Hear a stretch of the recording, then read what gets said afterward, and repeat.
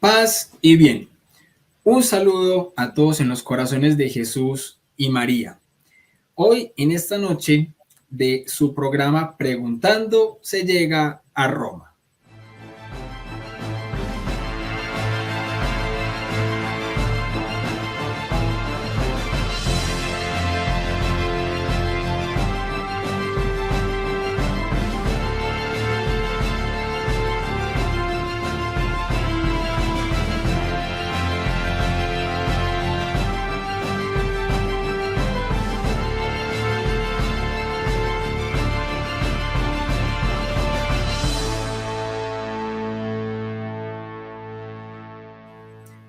Tengo conmigo un súper invitado. No todos los días puede tener uno a un sacerdote como invitado en el programa, ¿cierto? Y más en un programa que sabemos que el marco es testimonial, pero dentro de la apologética. Entonces este programa va a ser un programa de muchos frutos y de mucha bendición. Padre Carlos Mojica, ¿cómo ha estado? Hola William, buenas noches. Muchas gracias por la invitación. Nos saludamos a usted y saludamos también pues a todas las personas de este canal Enfoca tu Fe. Mi nombre es Carlos Mojica. Yo soy presbítero de la Iglesia Católica acá en Colombia, para la diócesis de Málaga, Suatá. Y pues no, muchas gracias por esta invitación. Esperamos que demos frutos, que podamos apoyarnos mutuamente, que crezcamos. Y aquí estamos para servir y acompañarlos a ustedes laicos en ese crecimiento, en la santidad, en la formación, en el crecimiento espiritual. Muchísimas gracias, William, por esta invitación y un saludo muy especial para todos los oyentes, los que están visualizando este canal Enfoca tu Fe. Que Dios los bendiga. Claro que sí, padre, bienvenido. Es para mí antes un orgullo y un honor poderlo tener aquí en este canal que también es su casa. Y bueno, Gracias. padre, para iniciar como debemos empezar siempre todo lo que vamos a hacer como cristianos católicos, le voy a pedir el favor de que nos apoye usted hoy con la oración para iniciar este programa. Bueno, en el nombre del Padre, del Hijo y del Espíritu Santo. Amén. Señor, ten piedad. Cristo, ten piedad. Señor, ten piedad. Señor Jesús, en tus manos ponemos esta noche para que nos acompañe tu gracia, tu amor, tu bendición, para que ilumines nuestros caminos, ilumines nuestros pensamientos, ilumines las tinieblas de nuestros corazones y nos concedas fe recta, esperanza cierta, caridad perfecta y humildad profunda. Sentido y conocimiento para que cumplamos con el santo y verdadero mandamiento del amor. Te pedimos, Señor, que nos llenes de paz, que nos hagas instrumentos de paz, que nos hagas verdaderos testigos de la vida, pasión, muerte y resurrección del Señor ante el mundo entero. Padre nuestro que estás en el cielo, santificado sea tu nombre. Venga a nosotros tu reino. Hágase tu voluntad en la tierra como en el cielo.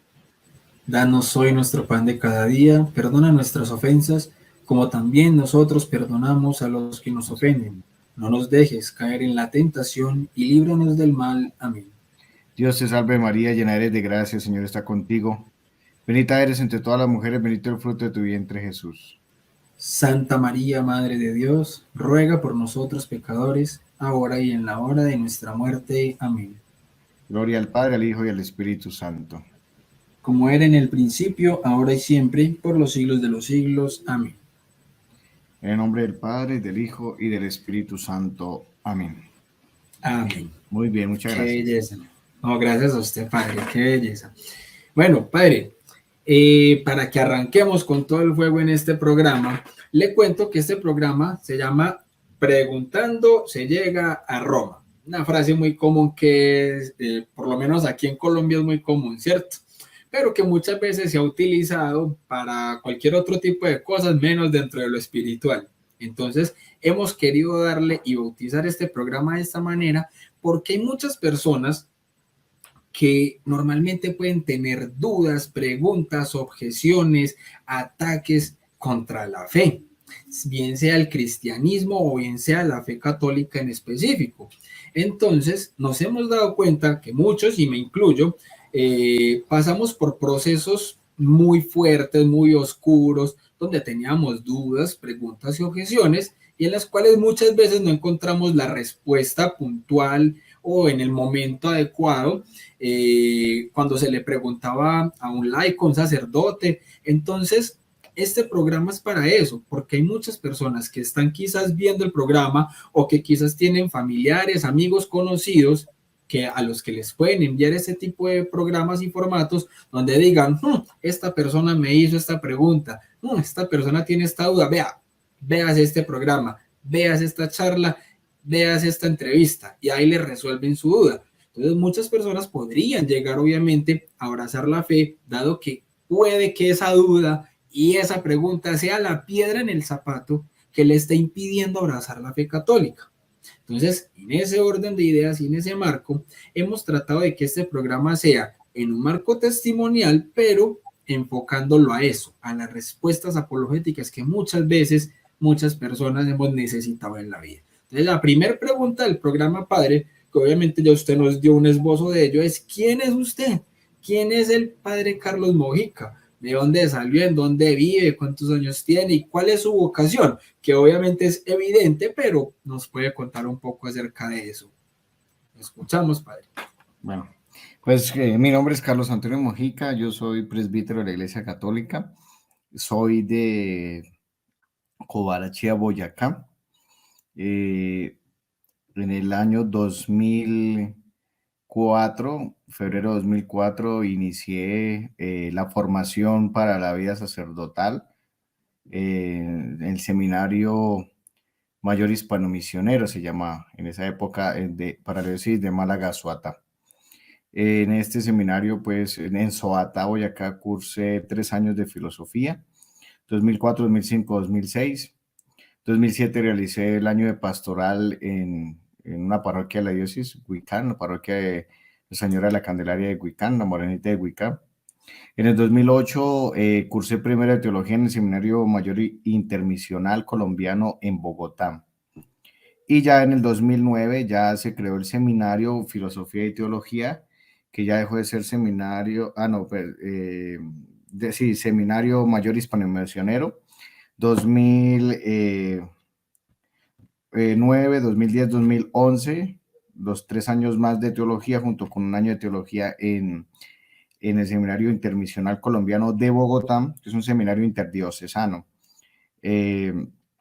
Terminé pues los estudios de teología y me ordenaron diácono en el 2011, el 6 de agosto del 2011, y el 30 de noviembre del 2012 me ordenaron presbítero, válidamente ordenado para la diócesis de Málaga, Soata, ¿sí? Y actualmente pues llevo 10 años, ya ahorita el 30 de noviembre, Dios mediante, cumplimos 10 años de servicio en la vida sacerdotal en la diócesis de Málaga, Soata. Y mi identidad en estos momentos pues es presbítero de la Iglesia Católica, soy párroco de un humilde pueblo que se llama Macaravita en Santander.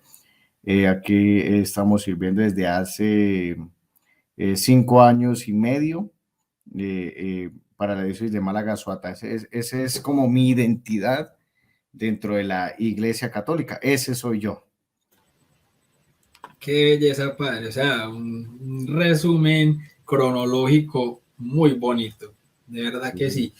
Entonces ahí venimos a la segunda pregunta del programa, que entonces sería, bueno, ya nos contó cuándo empezó como ese proceso hacia el sacerdocio, pero entonces Carlos Mojica antes de ser sacerdote, ¿tuvo alguna otra cosmovisión diferente al catolicismo o vivió una fe católica tibia o era un católico firme en su fe y solamente está esperando la oportunidad para irse al sacerdocio? ¿O cómo fue que encontró esa vocación el padre Carlos Mojica?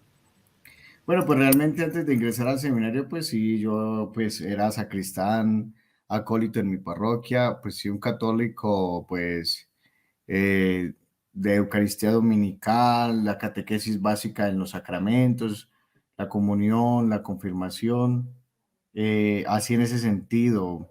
Era, lo puedo decir, superficial, con toda sinceridad, muy superficial, no había pues los conocimientos profundos, pero pues según la enseñanza de nuestros padres católicos y católico, viviendo pues los sacramentos de iniciación, eh, pero el mundo de la enseñanza de la iglesia, de la Biblia, de la tradición del magisterio, pues era algo desconocido para mí, realmente desconocido para mí. O sea, era un católico superficial, ¿sí? No tenía sus conocimientos porque pues a uno le enseñaban lo básico en los sacramentos, ¿verdad?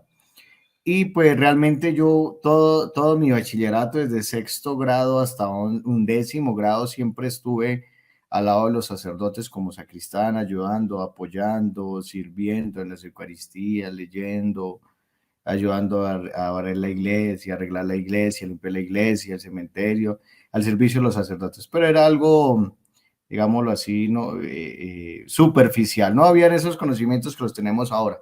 Ya pues cuando uno ingresa al seminario uno dice, uy, no, realmente no era un católico verdadero, ¿sí? Pues no por ignorancia, sino por ignorancia como invencible, creo que se llama. No había la posibilidad de tener todo ese mundo de conocimiento, de enseñanza, de aprendizaje en la fe cristiana, la fe bíblica, la tradición de la iglesia. Entonces, eh, pues sí, era un católico frío. Ya después en cuanto a la formación sacerdotal, ya pues se profundizó y ya eso adquiere una identidad cristiana realmente verdadera en cuanto al testimonio y la formación.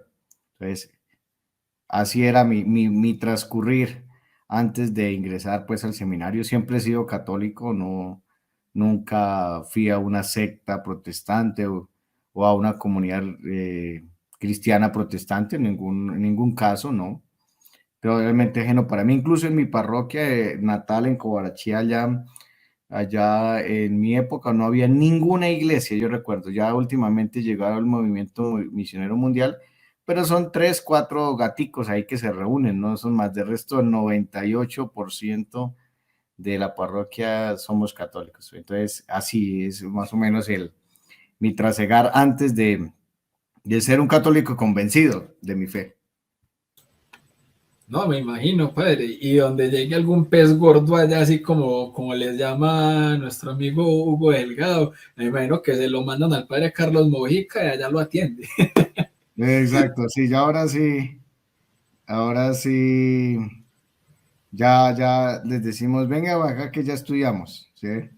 Exactamente, así es que es. Ah, bueno, padre, entonces en ese orden de ideas, dado que hay tanto sacerdote que muchas veces no tienen como, no sé si se le diga la formación, porque obviamente todos deben cursar y formarse obviamente en teología, en filosofía y todo, pero uno muchas veces nota que hay sacerdotes que no es que se les note esa formación. Entonces, ¿en qué momento llega, por ejemplo, la apologética a la vida del padre Carlos Mojica? ¿Cómo fue entonces ese proceso? ¿O desde que le empezaron a enseñar la teología en el seminario, el padre todo lo fue como llevando de manera lineal? ¿Cómo fue eso? Bueno, pues realmente yo en el seminario yo considero, sin vanagloria, yo leí mucho, en el seminario yo leí muchos libros de filosofía, teología, muchísimo. Yo devoraba de libros. Considero que no fui un seminarista del montón, ¿sí? No esperaba aplausos ni elogios, pero yo considero que me formé muy bien.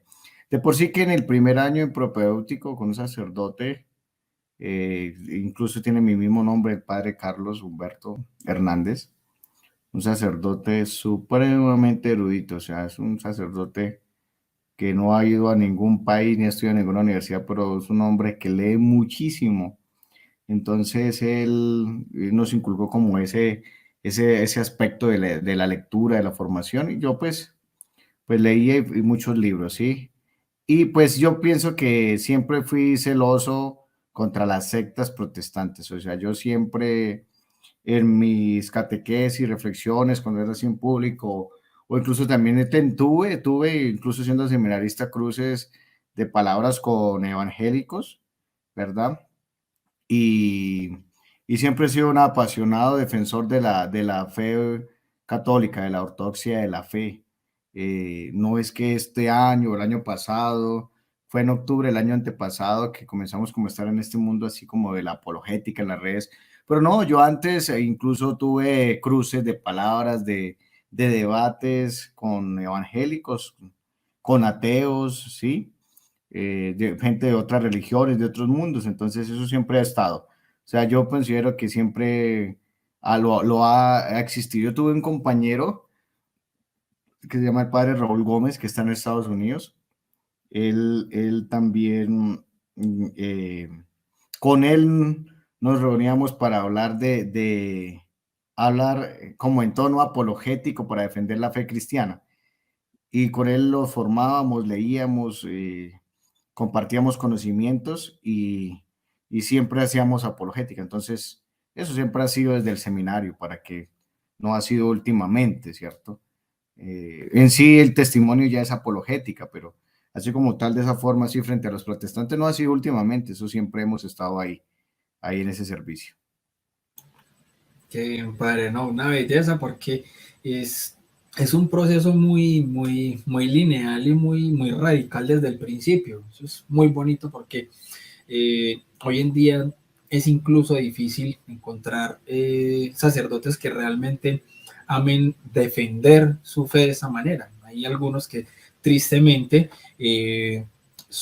ejercen una falsa tolerancia, entonces empiezan como con ese falso ecumenismo de que entonces hay que permitirlo todo para que la gente no se vaya de la iglesia. Entonces quédense en la iglesia y hagan lo que quieran, entonces para que no se salgan.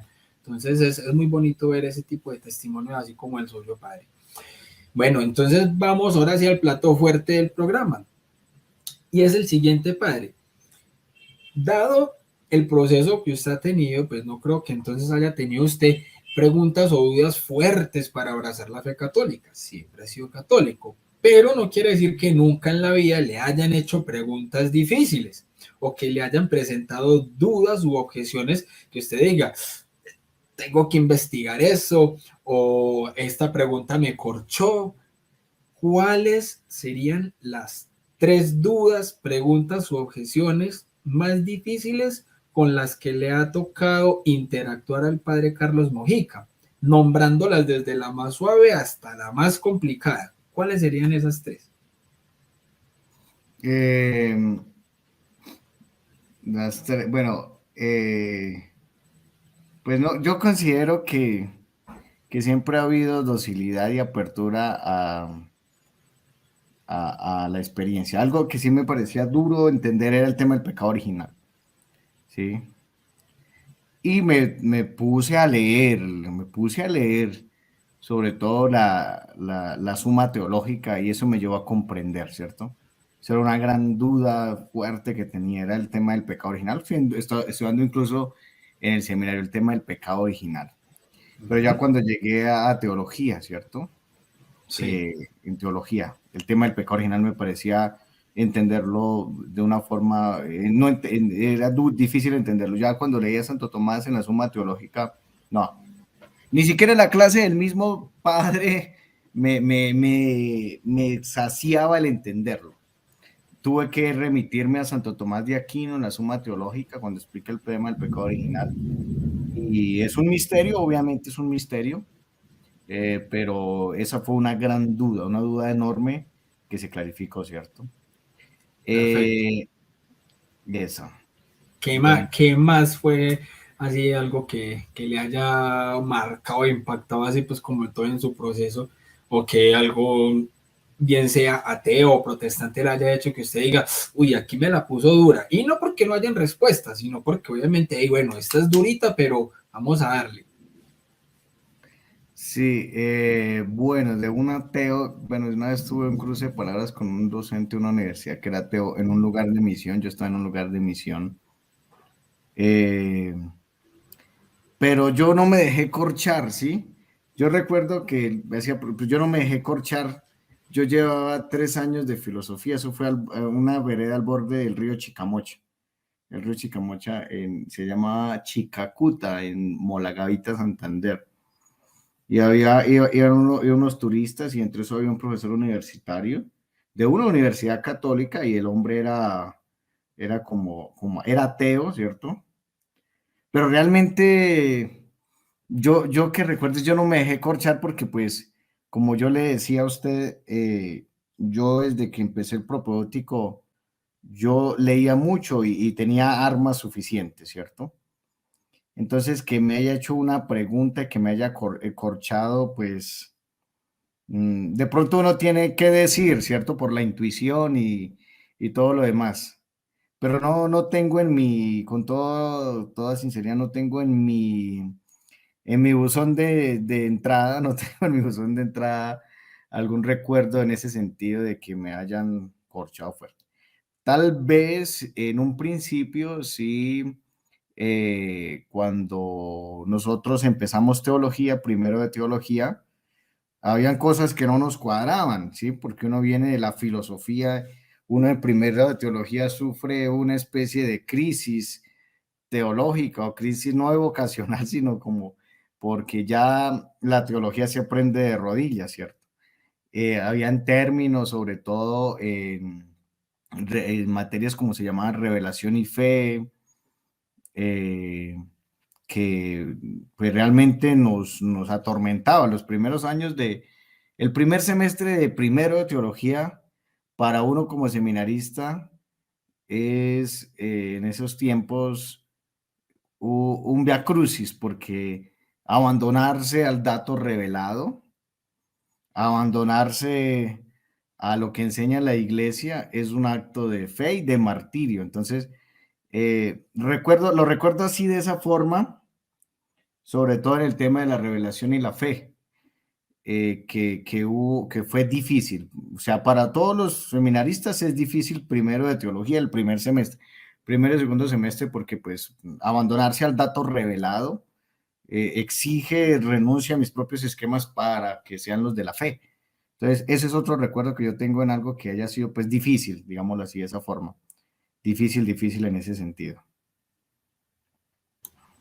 Bien, entonces, por ejemplo, ya aquí, digamos que interactuando con estas dos, digamos, montañas que pronto tenían su proceso, que era el tema del pecado original y el tema del dato revelado. ¿Cuál de las dos fue más dura? Eh, pues es que cuando tuve el profesor de pecado original, ¿sí? Él, yo creo que ese padre no lo entendía muy bien. Yo creo que fue eso, más bien, porque, a ver, no habían muchas lagunas, incluso en esas clases, pues esto lo decimos con toda verdad, en esas clases de teología él como que no aceptaba que existía el pecado original, pero lo daba por la conveniencia del pensum que mandaba la conferencia episcopal, ¿sí? Y pues controvertíamos con él. Cuando yo empecé a leer a Santo Tomás de Aquino, controvertíamos la culpa, la pena, que el bautismo borra la culpa y sigue la pena, la concupiscencia de la carne, eh, el, el, el, el desorden interior, el desorden de los sentidos, de las facultades del alma, ¿sí? Eh, entonces, eh, mm, cuando yo leí a Santo Tomás de Aquino, eso lo puse en el examen final, ¿sí? El padre me escribió, el padre me escribió, no se le entiende nada, porque yo puse todo lo que había leído de Santo Tomás. No se le entiende nada, pero me puso buena nota, ¿sí? Yo decía, bueno, pero me escribió, no se le entiende nada, pero porque yo escribí lo que él no había dicho en clase, ¿cierto? Y que era precisamente, claro, la suma teológica, cuando se Claro. explica el tema del pecado original. Entonces, que yo recuerde eso. Eh, ese padre incluso negaba la existencia del infierno. Mm, O sea, eso esa, para esa, uno le esa causa... línea, eso es una línea que se está viendo mucho hoy en algunos seminarios. Sí, Entonces claro, hay muchos sacerdotes que sale precisamente negando la existencia de un dogma. O sea, es que es exacto, impresionante porque es que es, o sea, que exacto, uno dijera cualquier doctrina, pero un dogma sí, es muy fuerte. exacto. Entonces, eh, esto, incluso rebatíamos sobre eso porque yo también había leído a Santo Tomás de Aquino sobre el tema del infierno y la caída de los ángeles, Exacto. eh, los ángeles en el cielo y los ángeles que fueron expulsados del cielo y que están errantes en el mundo, otros en el infierno y otros en los aires. Bueno, como dice San Pablo. Sí, Entonces yo le rebatía eso, le decía eso, o sea, entonces hablaban del infierno como un estado, pero acá en este mundo, ¿cierto? claro. Entonces, pues complicado, ¿cierto? Y discutíamos sobre ese tema, mucho discutimos sobre ese tema los dos. Entonces, en ese orden de ideas, padre, si hoy alguien le preguntara al padre Carlos Mojica sobre el tema del pecado original, ¿cómo se le puede dar una buena respuesta y consistente para que la persona pueda comprenderlo? Porque yo sé que hay muchas personas que estando obviamente por fuera, puede que el tema del pecado original sea la piedra en el zapato que les impide abrazar la fe, que quizás ellos no crean que realmente hay un pecado original. Terminan obviamente abrazando una idea de que no hay pecado, de que lo que se está haciendo simplemente son consecuencias de la propia existencia, pero que no debe haber una conciencia de estoy actuando mal o de que tengamos esa concupiscencia desordenada y esa inclinación normalmente al mal y que hemos heredado obviamente desde el pecado original o que no tendríamos por qué haber heredado el pecado que cometieron nuestros primeros padres Adán y Eva. Entonces, ¿cómo podríamos explicarle a una persona que pueda tener esas lagunas y esas dudas frente al pecado original? Sí, es que, por ejemplo, sabemos que el pecado original es desobediencia. Es, en cuanto a la culpa, es la desobediencia de nuestros primeros padres, cuando Dios les dijo, no coman, absténganse de comer del árbol del conocimiento del bien y del mal. Entonces, ya en un acto de desobediencia, perdieron el estado de santidad original, ¿sí? El estado de justicia y santidad originales, ¿cierto? Entonces, ahora ya hay un reato de pena posterior a la caída, ¿cierto? Que es un estado del alma, permanente del alma, porque es la concupiscencia, el desorden de los sentidos, el desorden de las facultades del alma, la enfermedad corporal, que no existía antes de la desobediencia, ¿cierto? Entonces, ya uno marca, eso es un antes y un después, ¿cierto? Ahora, bueno, el texto que usamos de Romanos 5:27, ¿cierto? Que por la muerte entró el pecado en el mundo, por el pecado la muerte, por la desobediencia de un hombre entró el pecado en el mundo, o sea, el pecado original, ¿sí? Y cuando dice en Juan 1:29, este es el Cordero de Dios que quita el pecado del mundo. Entonces, si no se elimina el pecado original, que es la tendencia que tenemos hacia el mal, pues entonces Adán y Eva tienen la culpa de todo lo que yo haga. O sea, el bautismo elimina la culpa del pecado original. Si no se elimina la culpa del pecado original, entonces la culpa de mis pecados la tiene Adán y Eva. Entonces yo no tengo culpa de nada. Entonces se tiene que eliminar la culpa. Incluso Santo Tomás de Aquino dice, en el Antiguo Testamento la circuncisión eliminaba el pecado original. Él dice Santo Tomás eso.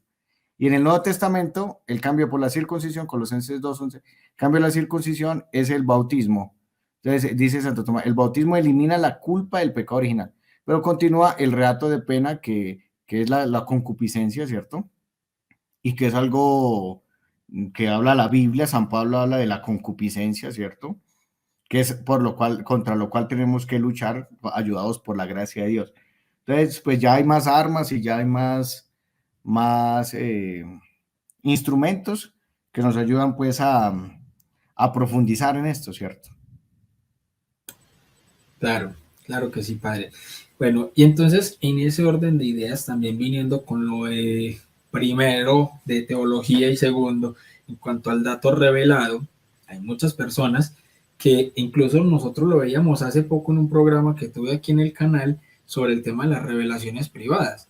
Padre, hay gente que le está dando más importancia a una revelación privada que al dato revelado realmente o a la revelación pública que hemos tenido de Dios en nuestras vidas, de Jesucristo.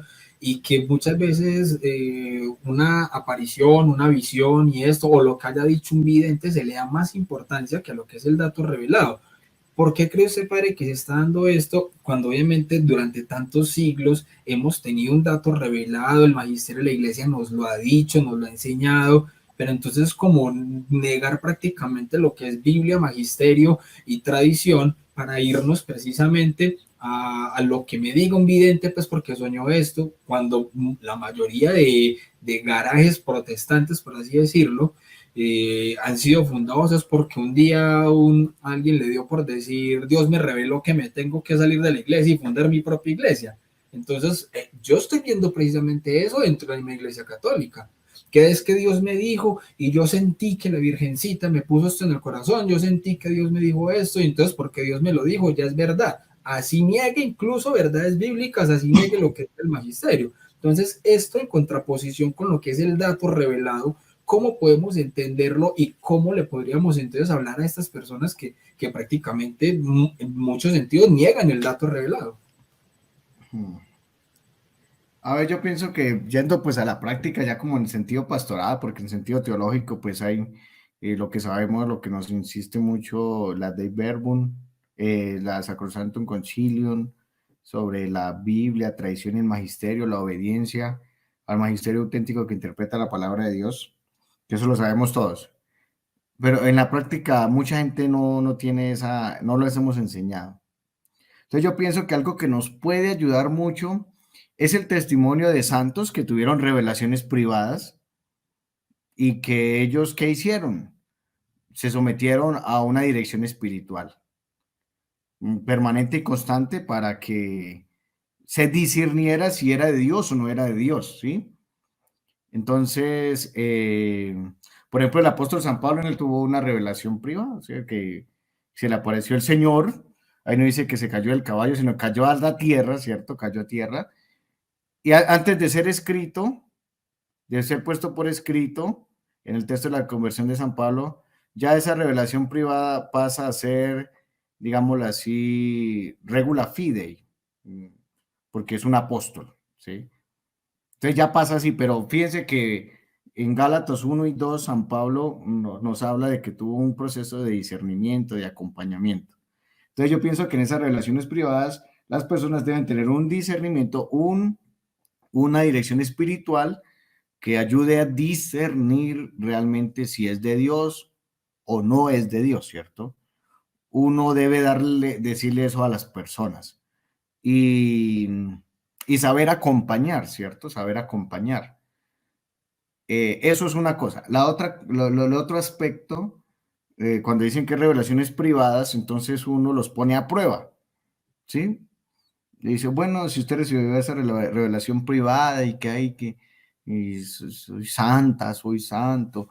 Bueno, pues hágame un favor, entonces esto ayúdeme a barrer la iglesia y limpiar las bancas. Si la persona lo hace con amor, uno dice, oiga, sí, aquí hay algo positivo. Pero si la persona dice, ay, no, yo no puedo, ay, yo no puedo hacer ese favor a la parroquia porque estoy no haciendo. Entonces uno dice, no, eso es lo suyo, no es de ellos. ¿Sí? Uno discierne. Yo, por ejemplo, cuando yo trabajé mucho en la Renovación Carismática Católica, cuando fui vicario de la Catedral de Málaga, mis primeros 5 años de presbítero, no, 4 años estuve en la Catedral de Málaga. Yo tenía un grupo fuerte de Renovación Carismática Católica juvenil, solo eran jóvenes. Y adultos, pues, no, los jóvenes me robaron mucho tiempo, lo digo en el sentido del amor cristiano, ¿sí? Yo en la oración, en la oración era poderosísima, o sea, eso es una difusión ante el Santísimo, una oración pero muy poderosa y dones y carismas del Espíritu, o sea, era una cosa sorprendente, o sea, eso era celestial, sorprendente. Había dones, oración en lenguas, interpretación, don de curación, de visión, de discernimiento, incluso hubo un joven que era satánico y nos tocó hacerle un exorcismo en plena oración y ese muchacho se convirtió, eso era un apóstol San Pablo, es un apóstol San Pablo ese muchacho, o sea, es tremendo ese evangelizador y eso hace oración, ¿no? Tiene dones, entonces yo como los purificaba, o sea, esos se elevaban por allá, que revelaciones, entonces yo le decía, bueno, vamos a hacer una cosa muchachos, vamos a ensayar la misa en la calle, en cada esquina, en esta esquina el canto de entrada, en la otra esquina el Señor ten piedad, en la otra esquina el canto del Evangelio, en la otra esquina, y cada uno carga sus instrumentos. Si usted tiene guitarra, usted carga la guitarra. No le ayude al de las congas si son dos. No le ayuda al de la batería si le toca hacer 3 viajes. No sé, yo les decía de malas. Les decía así, mírenme en la cara, a mí no me importa, pero entonces así hay que purificar la gente.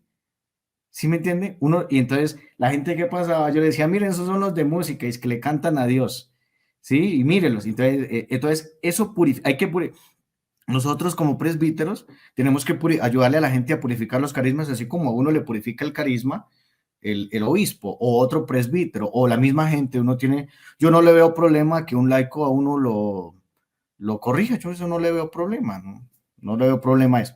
Entonces, pero yo los bajaba, ¿sí? Y cuando cantaban en esa misa, o sea, todas las misas tienen el mismo poder y unción, pero eran unas misas con jóvenes, o sea, eso era, no, eso era un poder del Espíritu Santo. Entonces, habían veces que ensayaban y ellos querían cantar. ¿Sabe por qué querían cantar? Porque eso iban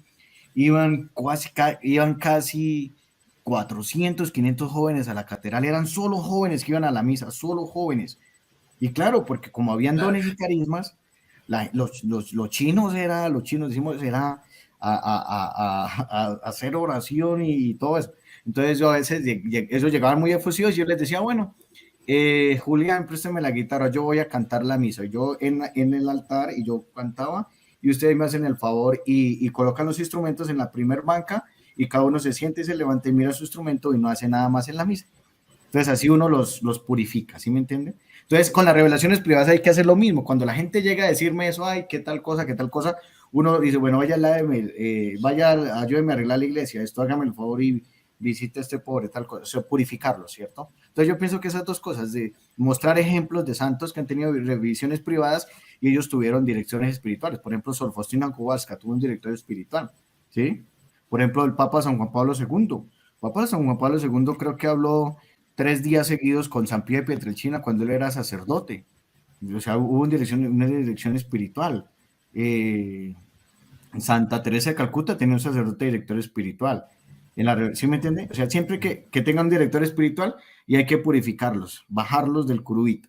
Si los bajamos del curubito y los crucificamos en el sentido del amor cristiano, no, esto no es un masoquismo ni que nos guste el dolor de la gente. Y ellos continúan siendo fieles, puede ser que eso sea de Dios. Yo digo eso.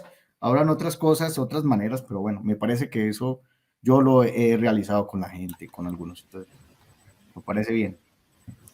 No, excelente. Es muy necesario y realmente eso obviamente le da una madurez en la vida espiritual impresionante. Y lo he notado mucho en este camino de apologética, porque a mí, por ejemplo, en un principio, yo era muy solo formarme, apologética, leer, formación. Entonces, muchas veces descuida uno la vida espiritual, la parte devocional. Entonces, termina uno solamente agrandando el conocimiento, pero nada de corazón y nada de realmente relación fuerte y real con el Señor. Y yo hoy, que obviamente uno va madurando un poco, pues como en ese sentido, y tiene obviamente que tener una buena balanza, nota que muchas personas que iniciando en este camino precisamente de apologética, se van muchos a eso, a formarse mucho, pero en las cosas más básicas y en la catequesis más sencilla de lo que es nuestra vida católica y espiritual, muchas veces se desconoce por completo. Saben todas las citas de Santo Tomás de Aquino, toda la patrística que quiera, y a la hora de llegar entonces a ver cómo se debe vivir la Eucaristía, qué es lo que se responde en la misa, ve, no sé. Entonces es muy fuerte eso, padre. Entonces por eso le digo que muchas veces es muy bueno que lo bajen a uno para aterrizar y estar como en una balanza correcta en ese orden de ideas. ¿Qué piensa usted, padre? ¿O no es así? Claro, sí, sí. Yo lo digo en el sentido, o sea, yo soy delegado de Pastoral Juvenil de la diócesis, desde que era seminarista, no me han cambiado. San Juan Porque, Bosco, ¿verdad? sí, oye, San Juan Bosco era tremendo, ese es un santo, santísimo. Pero, a ver, yo lo hablo desde esa experiencia. A los otros que yo bajaba mucho eran los catecúmenos, los catecúmenos. Entonces ustedes han escuchado hablar del movimiento neocatecumenal. Entonces yo no conozco mucho los estatutos y todo eso de Quique Argüello, ¿sí? Ok, sí. Entonces, también con ellos también los campaneábamos un poquito y los bajábamos, ¿cierto? Y los que permanecían fieles y seguían ahí, esos eran los verdaderos. Porque es que a mí, por ejemplo, Sí, con los jóvenes, como habían, o sea, los dones, habían dones y carismas del Espíritu, a mí ya me daba miedo, no miedo de terror, sino porque es que ellos empezaban a orar y eso Dios les mostraba muchas cosas. Este muchacho que era satánico, eso Dios tenía unos dones de visión y muy grandes. Él, cuando empezó a orar, llega y decía, en el grupo hay esto, tal persona tiene, le pasó esto, toca que usted hable con él y lo ayude. Tal persona llegó así, Dios le mostraba eso a ese muchacho. Incluso él me escribe, ese fue para Bucaramanga, por allá está haciendo un curso de cocina y trabaja en un restaurante, pero va a misa, se confiesa y hace oración. Y casi siempre todos los días me escribe.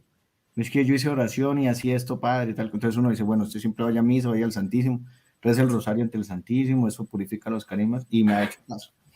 Pero entonces, en esas experiencias de purificar los carismas o las revelaciones privadas, eso le hace bien a la gente. listo, está muy bien obviamente uno tener una dirección espiritual para poder no solo fortalecer, sino obviamente educar, digamos, los dones cuando los hay y todo esto.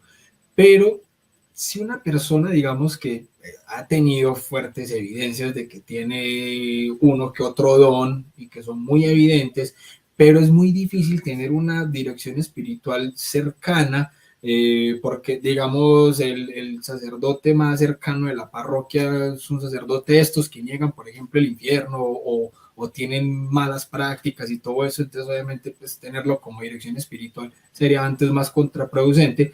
¿Cómo puede una persona que tenga dones y que quiera aprender a purificar estos dones y a saber si es un don de Dios o no es un don de Dios? ¿Qué debería hacer entonces una persona que de pronto pueda tener esto? Pues? Primero, servir en una parroquia. Servir en una parroquia, prestar un servicio pastoral en una parroquia, porque el servicio purifica. Y al estar yo en comunidad, cuando estamos en la comunidad no hay error, por eso los concilios se reunían y tomaban las decisiones, porque en la comunidad no hay error. Eh, no recuerdo, es una instancia de discernimiento la comunidad. Yo pienso que servir en la parroquia, comunión sacramental, oración ante el Santísimo, humildad y los pobres, ¿sí? Ir a visitar a un pobre purifica los carismas, purifica los carismas. Pero mucho, los sacramentos, la vida sacramental, la vida parroquial, por eso hay muchos apologistas. Nosotros estamos en un grupo y yo estoy como en muchísimos grupos, yo estoy por ahí bastante. Entonces, lo que yo siempre les decía, bueno, muchachos, muchachas, que gente que sabe, que tiene conocimiento, podemos saber mucho. El conocimiento infla, pero la caridad edifica, dice el apóstol San Pablo en la carta a los Corintios. Si no servimos en una parroquia, si no le ayudamos al párroco, no nos sirve de nada. No nos sirve de nada. No, si no prestamos un servicio pastoral, de catequesis, mire, porque es que uno no puede hacer todo en la parroquia.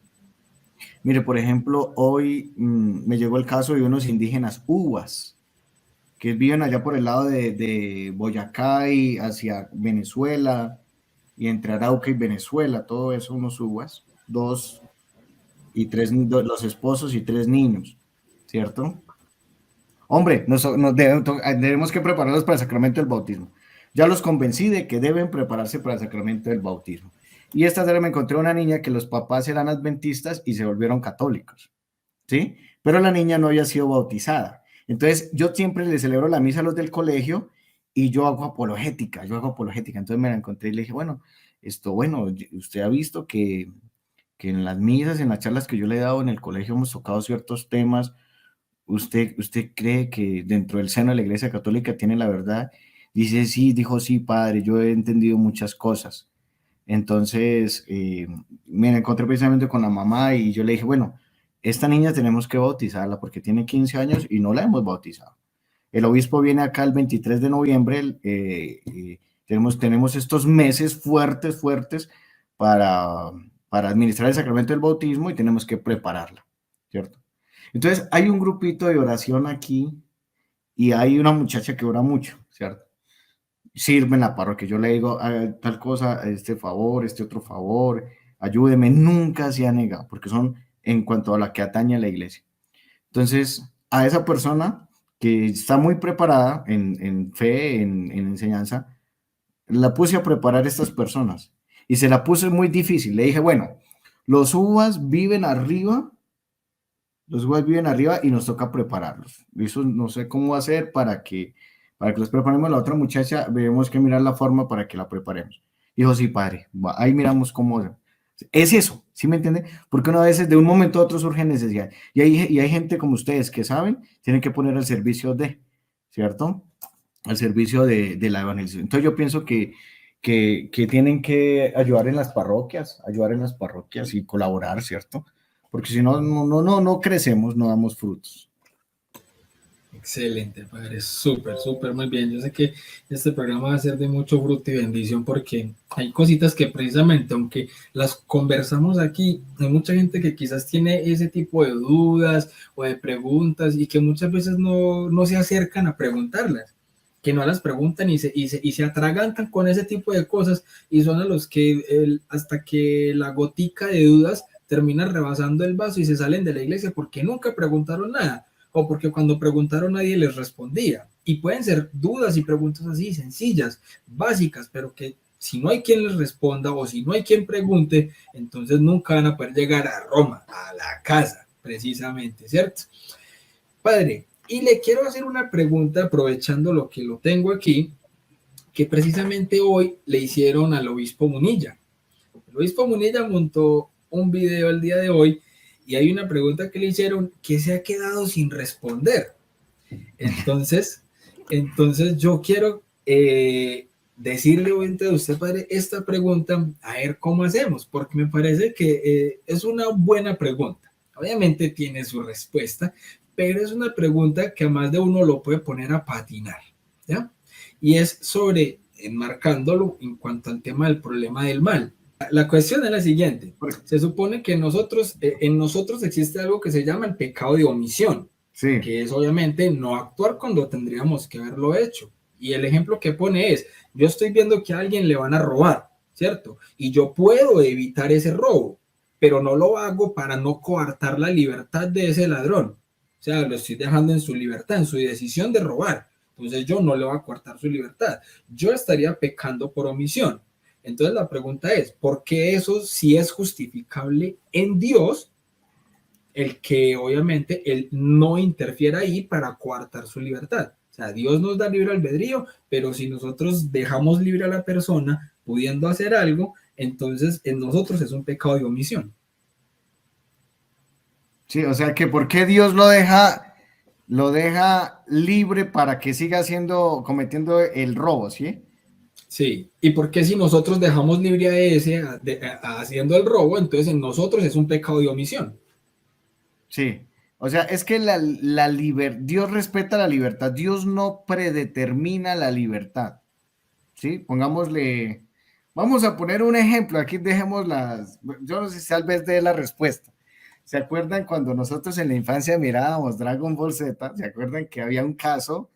¿Se acuerdan que, bueno, Sí, yo también lo vi completo. eso pasó en la infancia. ¿Se acuerda que el doctor Maquijero configuraba a número 17, 17 a que hicieran lo que ellos los predeterminaba, ¿cierto?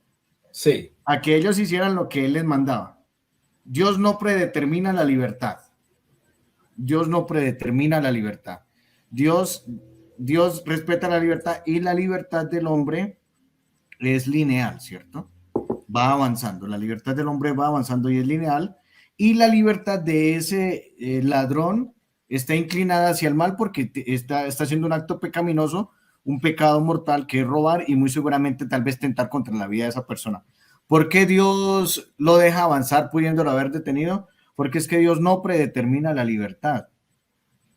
¿Y por qué entonces no habría arrepentimiento? ¿Qué es el arrepentimiento? Si Dios predetermina mi libertad, no hay arrepentimiento. O sea, ¿yo de qué me arrepiento si Dios me predeterminó a hacer eso, cierto? O sea, la persona lo hizo por su libre albedrío y por su libre albedrío es libre en la elección, pero también es esclavo de las consecuencias. O sea, bien sea en el tribunal humano o en el tribunal divino, después de la muerte va a ser juzgado, ¿sí? Va a Sí. ser juzgada la persona por la malicia de ese acto cometido. O sea, pues Dios, ¿por qué no lo detiene? Porque Dios no predetermina la libertad.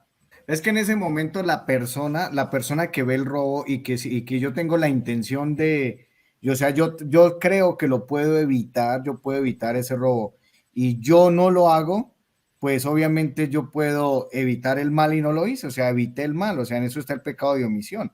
Pero puede que esto haya más que un pecado de omisión, puede que haya de pronto la persona en su configuración psicológica diga, bueno, ese que lo van a robar, pues que lo roben porque yo no puedo hacer nada, de pronto no me importan los demás, o voy deprimido, o voy triste, o sea, hay muchas cosas que entran ahí, pero pues obviamente la moral obviamente nos enseña que el pecado de omisión es un pecado de omisión y para que sea pecado tiene que existir materia.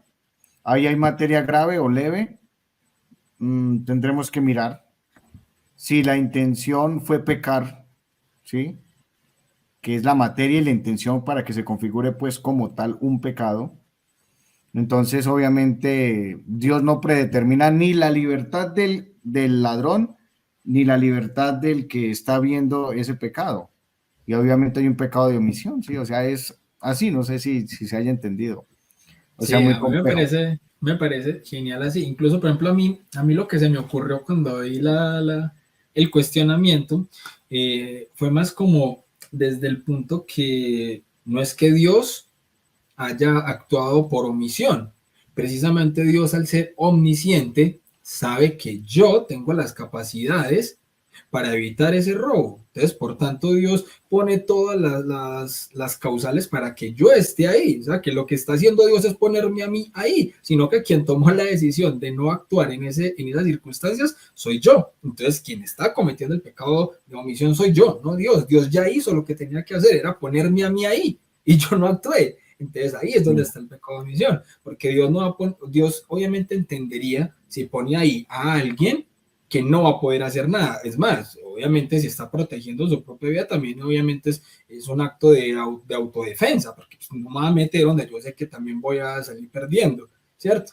Pero si me está poniendo a mí ahí, que yo sé que sí puedo entonces hacer algo, que lo puedo evitar y que de manera no, o sea, antimoral, estoy decidiendo no actuar cuando podía haberlo hecho, creo que ahí es donde está el pensamiento malintencionado, que es lo que usted decía, padre, o sea, cuando va a la intención, o sea, si cumple con las causales de pecado y entre eso es que yo quiero hacer el mal y lo estoy haciendo y efectivamente lo hago en este orden de ideas, sé que esto es malo y decide precisamente no actuar de esa manera y sé que estoy haciendo el mal, soy consciente de que eso es un pecado y lo hago, ahí es donde obviamente entra. Entonces, creo que ese tema ahí entre la moral, pero yo creo que sí es un poco complejo explicárselo a alguien que llega con la objeción así, porque creo que habría un proceso bastante complejo para llegar a que él obviamente pueda comprender ese punto.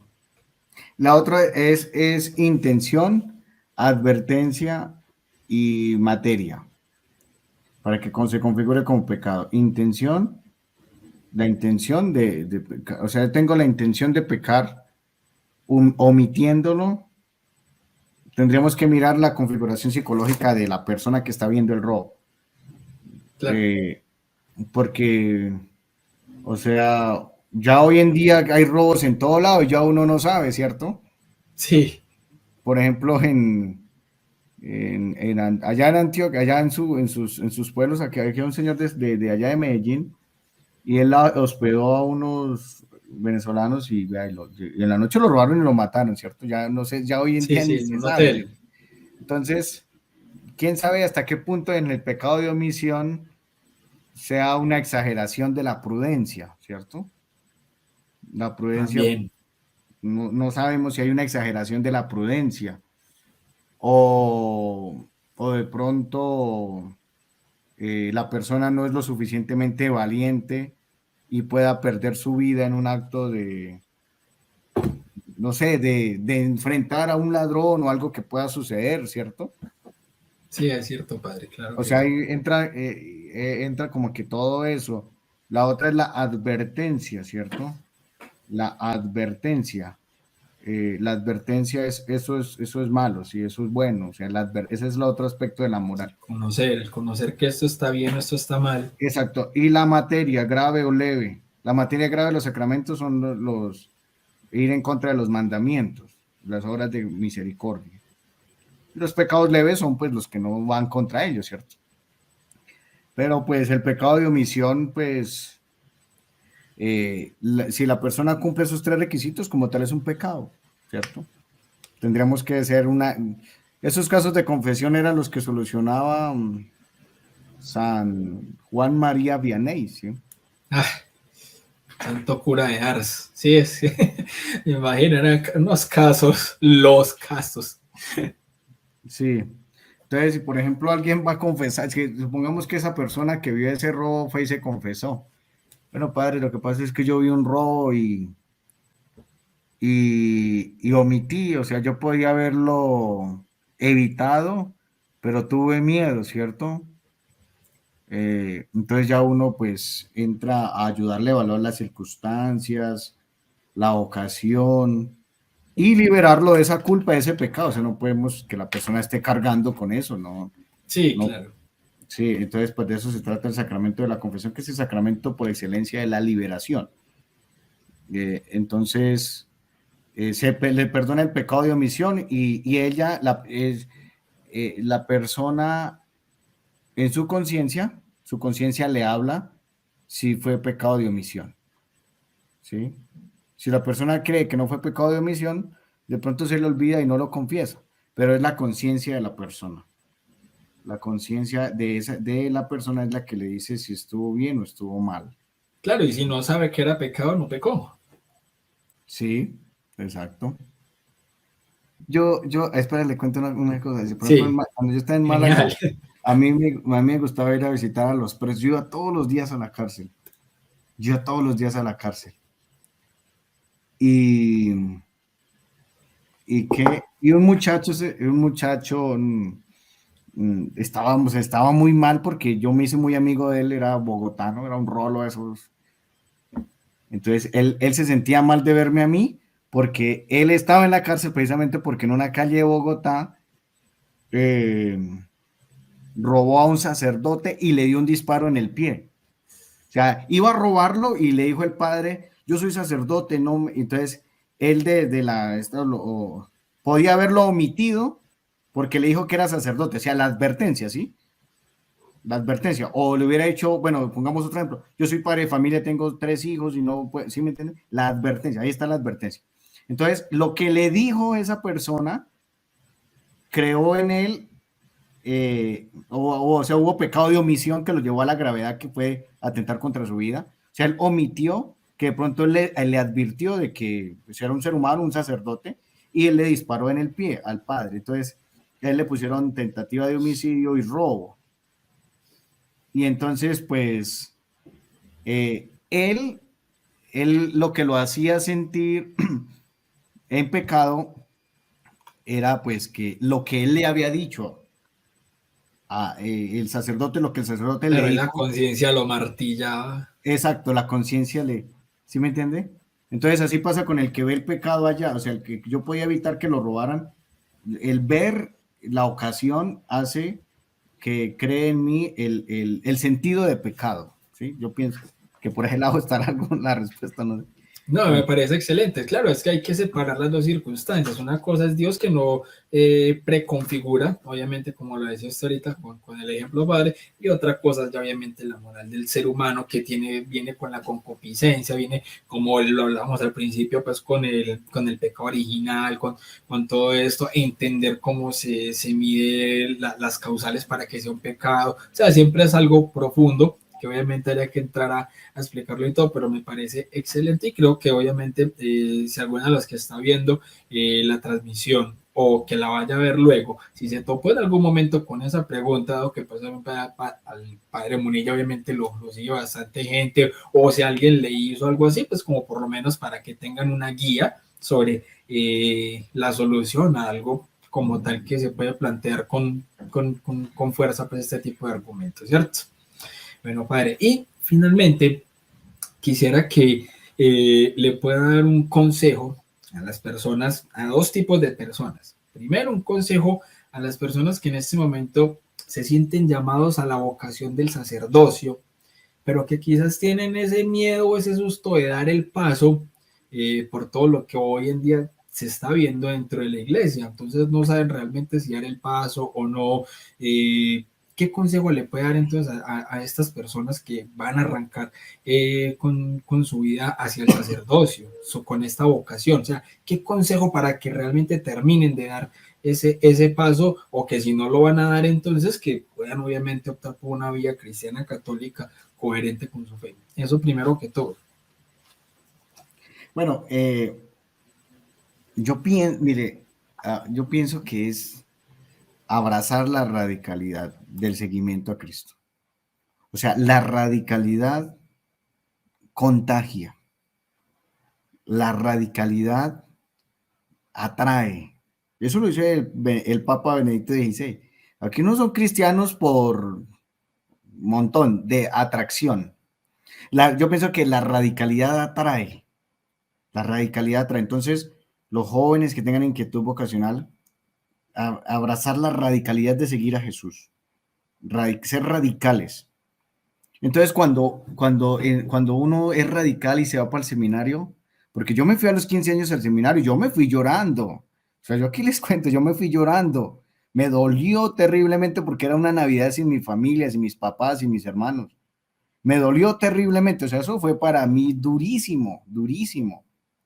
Y fui radical, porque, perdón, ese 3 de diciembre del 2003 fue mi grado y mi párroco fue a mi casa, fue mi padrino de ordenación, y me dijo: Carlos, hay una misión en Huaca, Santander, para los que aspirantes al seminario. Yo le dije: no, yo que voy a ir por allá. Oye, y mire, les digo algo, del 4, 5, 6, 7, 8, 9, 10, 11, 12, 13 de diciembre del 2003, a mí no me dejaba, algo no me dejaba dormir. No, el Espíritu Santo no me dejaba dormir.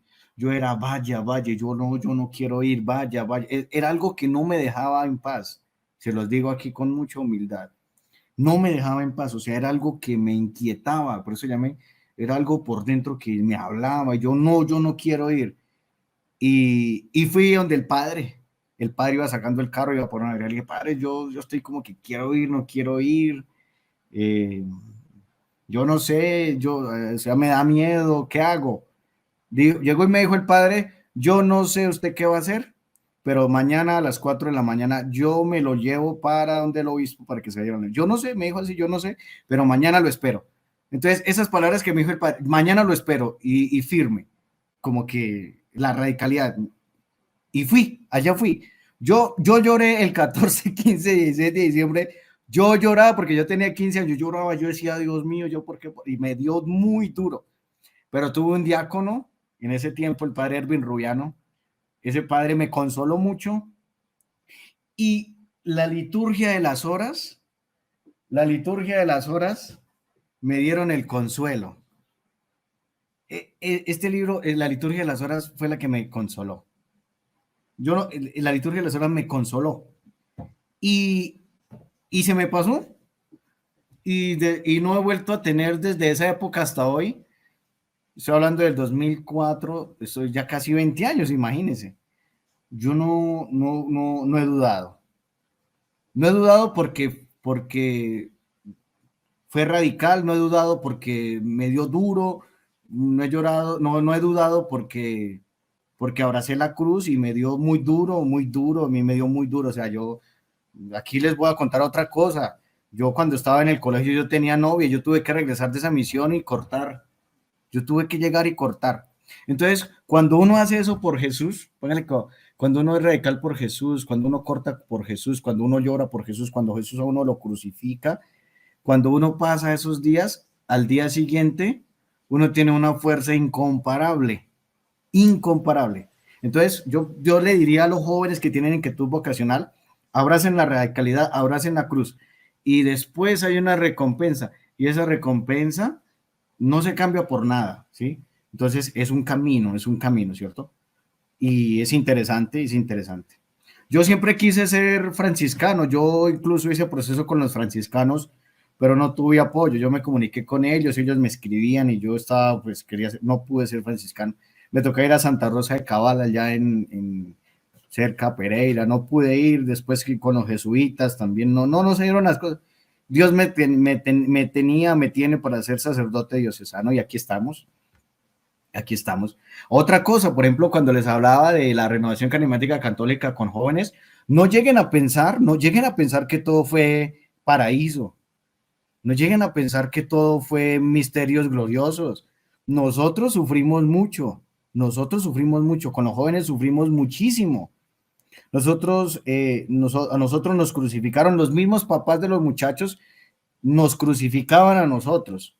El mismo obispo póngale cuidado, Monseñor Víctor Manuel Ochoa, que es de Medellín, eh, eh, yo no sé si lo haya escuchado usted, él nos crucificaba mucho los de la renovación carismática, nos daba muy duro, muy duro, muy duro. Y el obispo me decía, con la renovación carismática, me decía, y a usted es al que más tengo que crucificar, me decía el obispo. Y eso me dolía tanto lo que me decía a mí el obispo, pero nosotros seguíamos, decíamos lo que dice San Pío de Pietrelcina, la cruz me salvó. Lo que cuando ustedes me persiguieron, eso me salvó, le dice al obispo en la película, ¿seguro? Entonces, no piensen que todo fue color de rosa, o sea, de eso hubo mucha cruz. Cuando el obispo lo cambiaron para Cúcuta, yo hablé con él, porque, o sea, yo considero que él para mí es un papá, o sea, Monseñor Víctor Manuel Ochoa para mí es como un papá. Somos muy amigos, muy cercanos. En Y general, entonces sí. cuando él se fue a ir, póngale todo lo que me dijo, yo le conté, le dije, mire, Monseñor, yo tengo un sentimiento, mire todo lo que la renovación carismática, y le conté todo. Hablamos una tarde completa, le dije, yo no quiero que usted se vaya hasta que yo no me desahogue, porque, pues, ¿cierto? Y al final llegó y me dijo, me tocó así el hombro y me dijo, tranquilo, mijo, eso era virtud probada, era ver tú qué hacías. Y listo, no fue más. Entonces no crean todos los que Igualito. están aquí viendo esto, sí, no crean aquí que todos los que están viendo esto no crean que no ha habido cruz, ha habido mucha cruz, mucha cruz, mucha cruz. Esa es la que nos salva. Bueno, y el segundo consejo que le voy a pedir es para estas personas que hoy en día no conocen nada de apologética o están apenas empezando en la vida de la apologética o que muchas veces critican a la apologética creyendo que solamente es estar peleando con protestantes y con ateos. ¿Qué les diría usted a estas personas, padre, de lo maravilloso y hermoso que es este camino de la defensa racional de la fe? Bueno, pues yo les diría que nadie ama lo que no conoce, como dice San Agustín. Conozcamos la doctrina, defendamos la doctrina, prediquemos la doctrina, conozcámosla para amarla, sí, conozcámosla para amarla. Yo les daría ese consejo de que nos formáramos cada día más porque así sea una sola alma, así sea solo una alma que la salvemos de las garras del protestantismo, así sea una sola alma que salvemos, eso ya es muchísimo para el reino de los cielos. Entonces, la apologética es un servicio entre los ministerios del Espíritu Santo, porque le preguntaban al padre Emiliano Tardif, padre, ¿cuántos son los dones del Espíritu Santo? Entonces él decía 50, o sea, no tiene en cuenta, ¿sí? El padre Emiliano Tardif decía, los dones del Espíritu Santo son 50, o sea, no 50, sino no tiene en cuenta. Y dentro de eso está la apologética. La apologética es una herramienta supremamente genial y yo pienso que en los signos de los tiempos, uno de los signos de los tiempos de estos siglos es el sectarismo, o sea, tenemos que prepararnos, formarnos y dejar que el Espíritu Santo nos moldee y conocer y aprender y defender la fe, ¿cierto? Pero hay mucha gente, hay un despertar en esto, William, yo pienso que hay un despertar, la gente se está despertando, la gente ya no le está comiendo cuento fácil a los protestantes, ya no les está comiendo cuento tan facilito. Entonces, es un don del Espíritu que hay que orarlo y y que sea la razón, la salvación eterna de las almas. Amén. Padre, entonces hoy el Padre Carlos Mojica, ¿cómo le sirve a Dios dentro de la Santa Iglesia Católica? Es decir, obviamente, por obvias razones, es un sacerdote del Dios Altísimo, como dicen por ahí, pero aparte pues de ser párroco, allá pues en su tierra, Padre, por ejemplo, ¿cuál es el trabajo que está haciendo en este momento el Padre Carlos Mojica en redes sociales? ¿Cuál es su canal de YouTube? ¿Cómo es el tema con los debates? Porque yo, por ejemplo, toda esta semana he consumido debates del padre Carlos Mojica, porque tiene unos argumentos impresionantes. El último que me escuché fue precisamente sobre el tema del purgatorio. Uf, mundial, son muy buenos. Entonces, en ese orden de ideas, ¿cómo es el trabajo hoy en día del padre Carlos Mojica, alternándolo obviamente con su vida presencial en su parroquia, con el tema de las redes sociales y la apologética? Bueno, pues yo soy en estos momentos párroco de una humilde parroquia de Macaravita, parroquia San Claudio Obispo, que es un padre de la iglesia por allá del siglo segundo, tercero. San Claudio es un padre de la iglesia. Yo acá en mi parroquia acompaño pues a la gente en la celebración de los sacramentos, especialmente la Eucaristía, la unción de los enfermos, el grupo de catequistas, de catequesis, el grupo de pastoral, el CPP, el Comité Parroquial de Pastoral. Eh, Eso, acá en la parroquia de San Claudio Obispo de Macaravita. Mi parroquia tiene 12 veredas, las visito cada 2 meses. Este mes las estoy visitando todas. Acompaño a la gente en la dirección espiritual, en los consejos, la oración, la imposición de las manos. Aquí mucha gente viene para que se le impongan las manos para recibir la curación, la sanación. Eso es lo que yo realizo. Y ya en el plano virtual, pues me encontré, como dice el apóstol San Pablo, de aborto me encontré por allá, yo no sé, yo resulté allá, eso fue el año antepasado, yo resulté por allá haciendo un debate con un adventista sobre la iglesia verdadera, ¿cierto? Porque yo resulté por allá en eso, bueno, hice, entonces, me gusta, yo tengo, mi obispo lo sabe, él sabe que me gusta, incluso en el seminario mayor de la diócesis yo he ido a darles a los muchachos charlas de apologética, el obispo lo sabe, y tengo pues como esa custodia de comunión con el obispo. Pero hicimos muchos debates el año pasado, sobre todo los sábados en la noche, que es el tiempo que le queda a uno como más tiempo, más de tiempo para realizarlo. Pero últimamente he tenido muchas más responsabilidades pastorales, que debe ser así, o sea, debe ser así, y ya he hecho diálogos o debates por ahí casi esporádicos o enseñanzas por ahí cada mes, cada 2 meses, o debate cada uno, cada 2 meses. Casi no he movido el canal últimamente porque he tenido pues mucho que realizar, ¿cierto? Pero el canal se llama Apologética Emaús, se llama Apologética Emaús. ¿Por qué Emaús? Porque me impacta ese pasaje de Emaús, ¿sí? El pasaje de Lucas 24, ¿sí? Iban tristes, aburridos, y el Señor les echa en cara la incredulidad. Qué tercos son para entender, ¿cierto? Y les abrió la inteligencia y los llevó a la Eucaristía. Al finalizar le dice, tomó el pan y dice, los discípulos, se nos abrieron los ojos al partir el pan. Entonces, ese texto me gusta mucho. Los discípulos, se llama Apologética de Emaús, y está al servicio de la verdad, de la evangelización, de la promoción humana, hacemos preguntas y respuestas, debates, enseñanzas, ¿cierto? En su momento, al principio, pues, yo pienso que a veces como que uno al hacer el debate, como que a veces, no sé, yo tuve que controlar la efusión, ¿cierto? Porque a veces uno como que quiere ir a refutar a los protestantes, callarle la boca, como que, ¿sí me entiende? No debe ser esa la intención, o sea, la intención nuestra debe ser la de la iglesia, el trato que ellos se merecen como los pide el magisterio, ¿cierto? Y eso a mí me ha llevado, yo he tenido que cambiar muchos esquemas sobre eso y cortar con mi esquema que tenía en un principio con el que pide la iglesia, ¿cierto? Incluso cuando al principio decía sectario, o sea, siempre me daba como ese celo y había un católico que me decía, padre, no les diga sectarios, mire, el magisterio nos pide que los digamos hermanos separados, y yo por dentro, Dios mío, no es que sea rabia ni rencor, no, yo decía, Dios mío, sí, tiene razón, sí tengo que cambiar eso. Yo he tenido que cambiar muchos esquemas.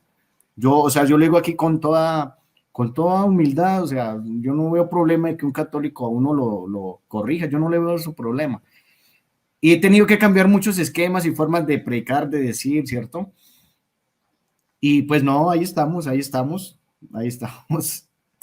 A ver qué quiere Dios, ¿cierto?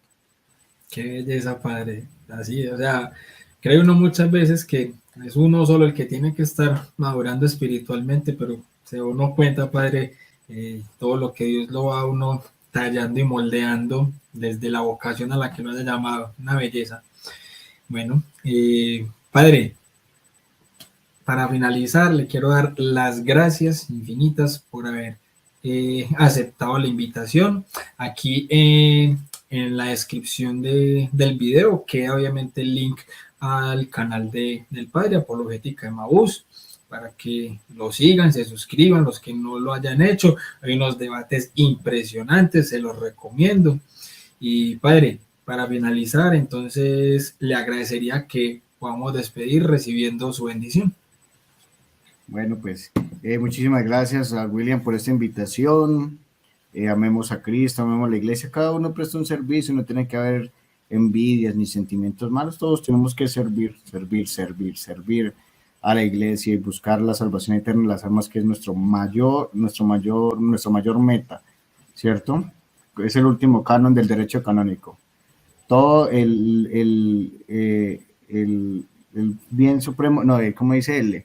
La salvación de las almas es la mayor inquietud de la iglesia, la salvación de las almas. Y cada uno tiene un carisma, póngalo al servicio de la salvación eterna de las almas.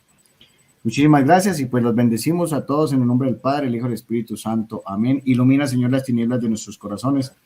Concédenos fe recta, esperanza cierta, caridad perfecta, humildad profunda, sentido y conocimiento, para que cumplamos con el santo y verdadero mandamiento del amor. Te pedimos, Señor, que nos ayudes a servir, a ser humildes, a huir de la fama, a huir de los aplausos. Ayúdanos a buscar, Señor, los últimos puestos, a ser verdaderos servidores de tu palabra, de tu mensaje. Envíanos también el auxilio de la Virgen Santísima y también el auxilio de San José, de la Sagrada Familia de Nazaret, para que nos ayude a todos. Y si hay alguna persona que está sufriendo por algún mal, si hay alguna persona que está aquí, que tiene algún dolor, una dolencia, un sufrimiento, pasa noches sin dormir, noches oscuras, tal vez está desubicado en su vida espiritual, tal vez no encuentra un rumbo, no encuentra un sendero, tiene un dolor emocional, tiene una herida psicológica que lo hace sufrir, que le hace daño, alguna deuda económica, de pronto tiene algún problema, no haya qué hacer con su vida, con su hogar, con su familia, porque no encuentra la luz. Yo te pido, Señor, que con tus santísimas llagas gloriosas, benditas y eternas, les muestres el camino, les muestres el sendero y anules los hechizos de Satanás y sus secuaces que andan errantes para la perdición de las almas. Y te pedimos, Señor, que saques de nuestros corazones lo que no es tuyo y que nos libere tu amor y tu gracia para siempre. En nombre del Padre, el Hijo y del Espíritu Santo. Amén. Muy bien, mucho ánimo. Muchas gracias, padre. Para todos, que tengan una feliz mañana, tarde o noche. Que Dios los bendiga y como dijo San Agustín, nadie ama lo que no conoce, porque preguntando se llega a Roma. Dios los bendiga. Creo en el Espíritu Santo y en la Santa Iglesia Católica.